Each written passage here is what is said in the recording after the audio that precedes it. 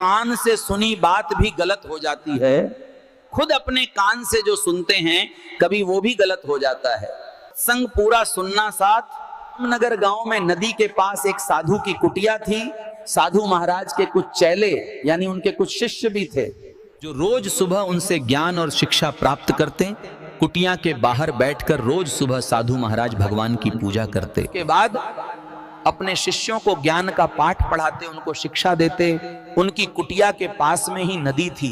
नदी पर जाने का रास्ता कुटिया के सामने से ही था। ऐसे ही एक दिन जब साधु अपने शिष्यों को ज्ञान का उपदेश दे रहे थे, गांव की 3 महिलाएं पानी भरने के लिए नदी पर निकलती हैं। तीनों का शीर पल्लू से ढका था और सर पर मटके रखे थे। ऐसे ही साधु की कुटिया के पास से निकलती है तो उन्हें साधु की बात सुनाई देती है। साधु महात्मा कहते हैं, आगे की भी अच्छी है, पीछे की भी अच्छी है, पर जो बीच की है खराब है, हरामजादी है।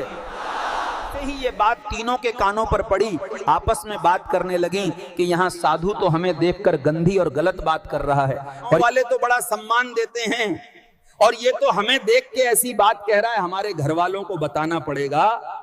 जल्दी आनन फानन गुस्से में अपने घर पहुंचती हैं और अपने अपने घर वालों से कहती हैं, नदी से आज सुबह हम पानी भर के आ रहे थे तो नदी के पास जो साधु रहता है वो हमें देख के गंदी बातें बोल रहा था। हम तीनों को देख के कहता है की भी अच्छी है, पीछे की भी अच्छी है, बीच की खराब है, हरामजादी है। इतना सुनते ही तीनों के पति आग बबूला हो गए, गुस्से से भर गए।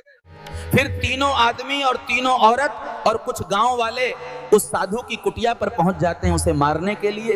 वहीं कुटिया पर बैठे थे और अपने शिष्यों को ज्ञान दे रहे थे। तीनों आदमी साधु के पास पहुंचते ही कहते हैं, मारो इस ढोंगी साधु को। गांव के कुछ बुजुर्गों ने रोक लिया और कहा, पहले साधु महात्मा से तो पूछो कि उन्होंने बात बोली है या नहीं। फिर उन तीनों आदमियों ने साधु से पूछा, हमारी बीवियों को गांधी और गलत बात क्यों बोली? तो साधु महाराज ने कहा कि बेटा कौन सी बात और मैं क्यों बोलूंगा, जरा मुझे स्पष्ट समझाओगे? तीनों ने कहा कि आज सुबह हमारी पत्नियां पानी भरकर नदी से आ रही थी तो उनको देखकर तुमने बोला कि भी अच्छी है, पीछे की भी अच्छी है, बीच की खराब है, हरामजादी है।